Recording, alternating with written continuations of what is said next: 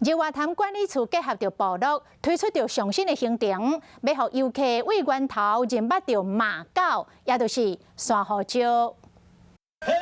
伫竞选仪式后，采线团的团员坐车来到1500公尺悬的双龙林道，伫专家学者的导览下了解马狗、山胡椒的生态。它现在最大的问题就是说，因为大部分都是山柴。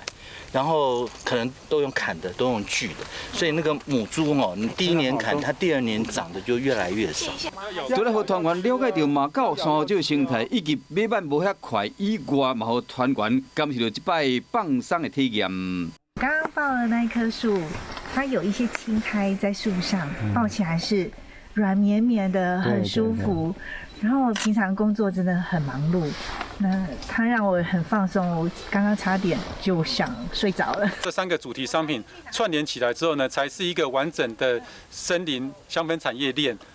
经过日管处以及部落国协会整合调整了后，会正式推出以马狗以及林道体验为主的部落旅行。